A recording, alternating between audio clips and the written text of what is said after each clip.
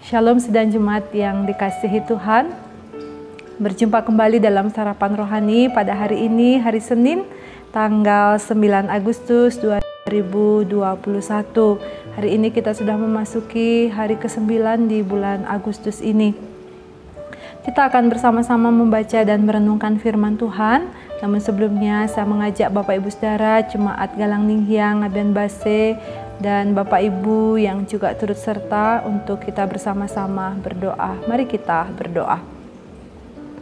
Ya Allah Bapa di surga, Bapa yang Maha Kasih, kami bersyukur atas pagi hari ini. Tuhan telah menyertai, memberkati, dan menganugerahkan kepada kami kesehatan dan kekuatan yang baru, sehingga kami boleh bangun dan kami ada sebagaimana kami ada dalam perlindungan Tuhan.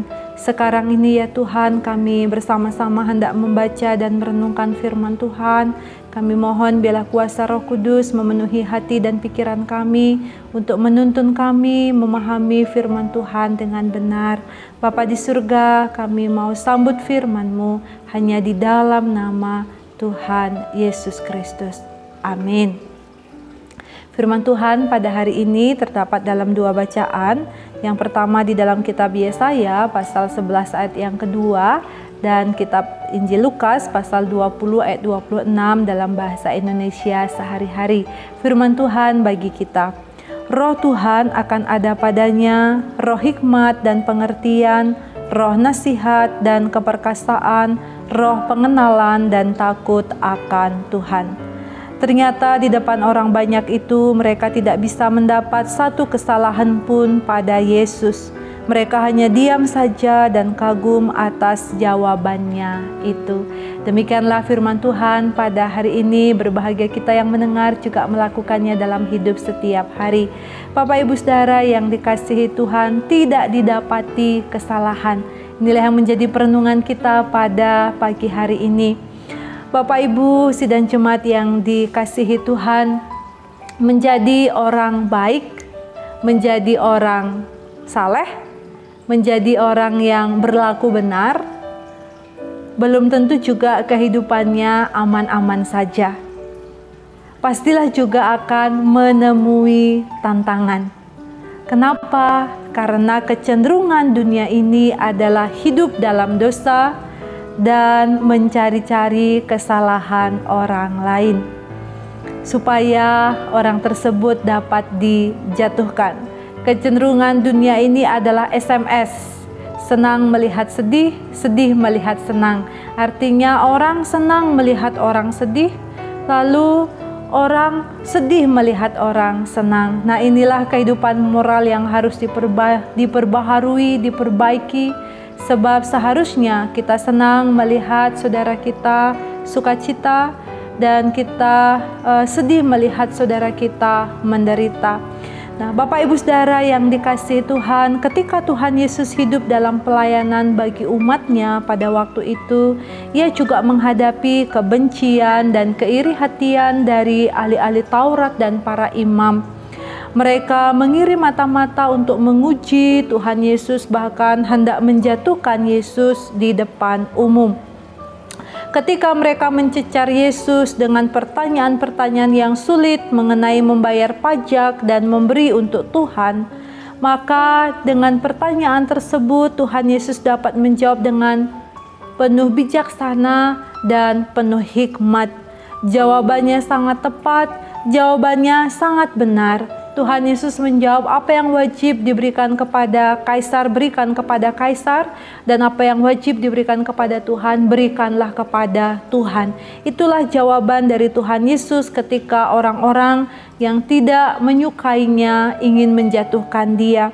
Dan jawaban ini tepat, jawaban ini benar, sehingga murid-murid atau orang-orang yang mendengarkannya pada waktu itu tidak bisa mendapat satu kesalahan pun pada Yesus. Sehingga mereka yang menguji Yesus pada waktu itu diam saja, bahkan mereka kagum terhadap jawaban Yesus yang penuh hikmat dan bijaksana. Mengapa hal itu bisa terjadi, Bapak Ibu Saudara? Karena Yesus adalah Allah Ia adalah seorang pemimpin manusia yang taat dan juga setia kepada Tuhan Allah. Ia digerakkan oleh Roh Allah, segala pekerjaannya, segala hal yang dilakukan, dipimpin dan digerakkan oleh Roh Allah. Roh Allah yang memberikannya kemampuan, keperkasaan, roh hikmat, roh pengetahuan, dan roh pengenalan untuk menjadi seorang pemimpin yang berkenan di hadapan Allah, memulihkan masalah hukum dan keadilan. Dari peristiwa ini, kita semakin diyakinkan bahwa Yesus adalah Tuhan, pemimpin manusia yang agung, seperti yang dinubuatkan oleh Nabi Yesaya. Dia adalah seorang pemimpin agung yang menggembalakan, dipenuhi oleh Roh Allah karena memang Ia adalah Allah, memberikan keadilan, memberi pemulihan dan damai sejahtera. Oleh karena itu, Bapak Ibu Saudara, bersyukur bahwa Tuhan Yesus Kristus telah memilih kita, telah memulihkan kehidupan kita melalui kehadirannya di tengah-tengah dunia, di tengah-tengah bumi ini untuk menebus segala dosa-dosa kita.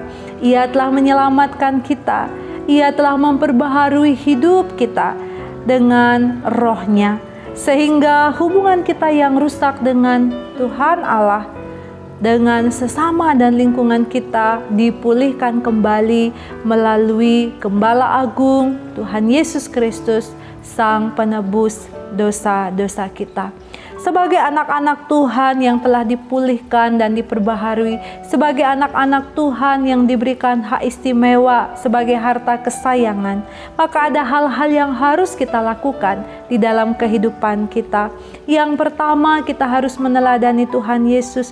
Biarlah hidup kita mau dipimpin dan dikendalikan oleh Roh Allah sendiri dalam Tuhan Yesus Kristus, sehingga kita akan tetap merasakan sukacita dan damai sejahtera Allah. Ketika hidup kita dipimpin oleh Roh Allah, maka jalan-jalan kita, segala hal yang kita lakukan berdasarkan pada kehendak Tuhan. Yang kedua, Bapak Ibu Saudara, mintalah hikmat dan Roh Allah senantiasa menyertai kita, agar kita tidak salah dalam berkata-kata, agar kita tidak salah dalam bertindak dan memutuskan segala sesuatu di dalam kehidupan kita. Sebab dengan hikmat yang datangnya dari Allah sendiri, maka kita akan memutuskan sesuatu dengan bijaksana, benar dan tepat seperti apa yang Tuhan kehendaki dalam hidup kita. Yang ketiga, marilah kita menjadi agen-agen transformasi yang membawa perubahan dalam kehidupan kita masing-masing, dalam hidup pribadi kita, di keluarga kita, di masyarakat, dimanapun Tuhan menempatkan kita. Nah, Bapak Ibu Saudara yang dikasihi Tuhan, jika tiga hal ini telah kita lakukan di dalam kehidupan setiap hari, maka kita akan berjalan dalam kebenaran dan kebaikan. Orang akan sulit mencari kesalahan kita karena Roh Allah menyertai kita, karena Roh Allah menolong dan menuntun kita untuk hidup yang benar. Hal ini tidak mudah, tetapi mari kita memohon pertolongan Tuhan untuk memampukan kita dalam melaksanakannya setiap hari, sehingga kehadiran kita benar akan menjadi berkat dan orang kagum melihat segala hal yang baik, yang benar, yang berkenan yang kita lakukan di hadapan Tuhan dan sesama. Tuhan menolong dan memampukan kita. Amin. Mari kita berdoa. Ya Allah, Bapa di surga, Bapa yang Maha Kasih, dalam kami menjalani kehidupan kami di tengah-tengah dunia ini, kami sadar ada begitu banyak tantangan yang kami hadapi. Sekalipun ketika kami hidup benar, ketika kami melakukan kebaikan, kami juga menghadapi tantangan demi tantangan. Tetapi kami bersyukur pada pagi hari ini diingatkan kembali bahwa jika kami berjalan di dalam Tuhan, bersama-sama dengan Engkau, dipimpin dan digerakkan oleh Roh Allah sendiri, maka Tuhan akan memampukan kami untuk tetap berlaku benar, untuk tetap melakukan kebaikan dalam kehidupan kami. Sungguh kami menyerahkan seluruh hidup kami dalam tangan kasih, kuasa, dan pimpinan Roh Allah sendiri. Dan kami mohon Tuhan memberkati kami dalam berusaha dan bekerja sepanjang hari ini. Berkatilah kami dengan kesehatan dan kekuatan. Karuniakanlah kami perlindungan-Mu ya Tuhan. Bahkan kami berdoa untuk saudara-saudara kami yang sakit. Biarlah oleh lawatan kuasa Tuhan mereka mengalami kesembuhan. Ini doa dan pengharapan kami ya Bapa. Kami naikkan hanya di dalam nama Tuhan Yesus Kristus. Haleluya. Amin. Selamat berkarya Bapak Ibu yang dikasihi Tuhan.